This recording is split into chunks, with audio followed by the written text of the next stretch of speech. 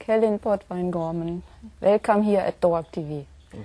Kellyn, you are an OakTable Network member and were an Oracle ACE director until joining a group of Oracle Enterprise Manager specialists at Oracle in 2014.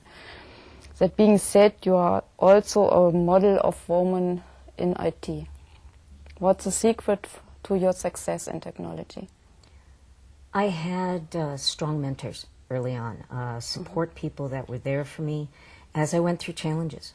That was a big deal for me, that these people were there telling me, don't listen to what's going on. You must stay in tech. Continue on with the things that you want to learn. Embrace technology in all its forms. That was important, that I felt a lot of other people didn't get. Why are there fewer women than men in technology? It's a complex scenario of issues. For women in tech, often they're working mothers. They may not have that scenario where the men are able to help out with the family responsibilities. We're often told as women that we can both be mothers and stay at home, or no, we need to work. And there's so many wrong answers, we're told. You can't be right no matter which way you go. And men at the same time are directed with one primary direction. They must be the breadwinner, they must be the father, and they have that one role, that it makes it very hard for them to step back and help out with those responsibilities at home. And women often are saying, I just have this choice between being in technology, where I'm often the only woman that's present in my team, and at the same time I'm being called home to take care of these responsibilities at home. And it's just this situation where they have to make a choice. What can we do to bring more women into technology? Starting out young, as well as supporting the women that are already in the industry. At this point, one of the big crisis situations that we're seeing is by 2020, we're going to have 1.4 million technical jobs, nobody to fill them. We have about 20,000 people that are graduating with computer science degrees each year, and it's not going to be enough people. And this is out of the U.S. when I talk about these numbers.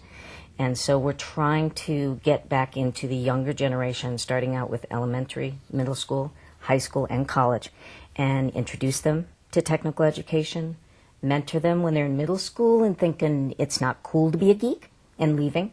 And then high school and college years, we're starting to introduce them to the actual benefits of being a woman in tech, that I myself, have worked for the last 7 years from home. That I'm able to be there for my children, take them to the doctors. I've been able to take them to school, bring them home.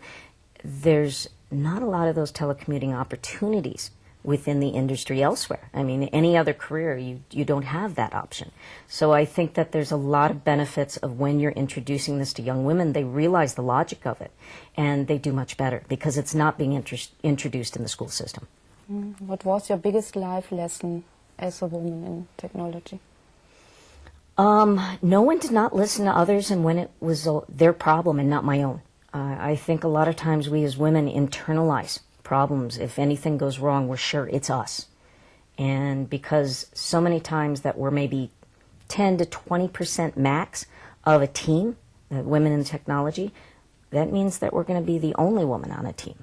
And so when we come back and say, this feels wrong, or this happened, and it's not about discrimination. It's not about harassment that we're dealing with. It's unconscious bias, which is much more sublime and not so apparent. We're going to feel like we're just not sure where we lie, and we're going to take it internally, and it causes a lot of women to leave. We call it the death by 1,000 pinpricks. So by having mentors and supporters that have come to me and said, I went through this too, and that we're able to offer that to other women, it was a huge life lesson to understand this is not my problem, it's theirs.